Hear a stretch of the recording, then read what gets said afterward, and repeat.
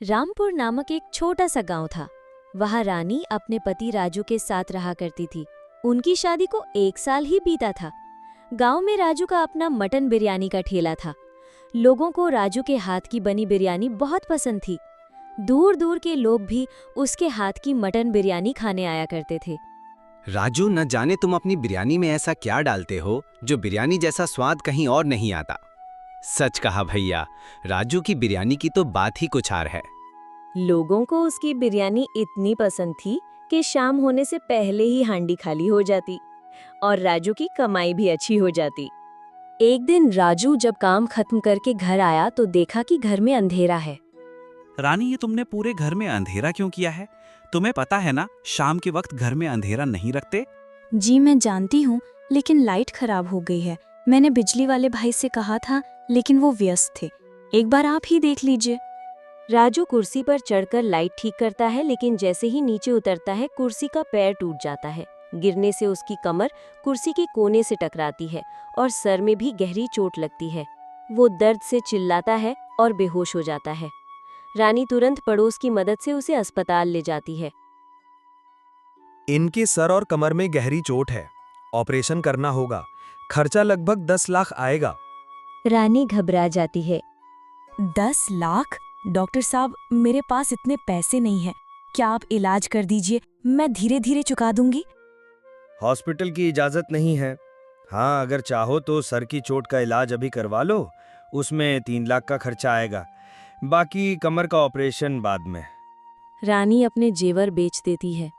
फिर भी पैसे कम पड़ते हैं तो उसे बिरयानी का ठेला भी बेचना पड़ता है।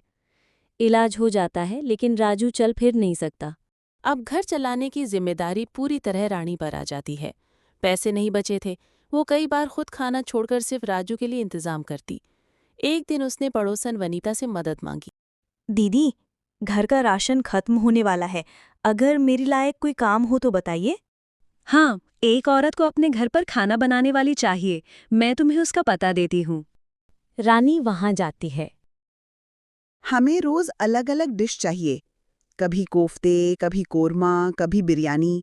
तुम बना लोगी? जी, सब कुछ बना लूंगी। ठीक है, महीने के 9,000 दूंगी। रानी काम शुरू कर देती है। जब भी वो बिरयानी बनाती, सब उसकी तारीफ करते। रानी, तुम्हारी बिरयानी तो रेस्टोरेंट वालों से भी अच्छी है।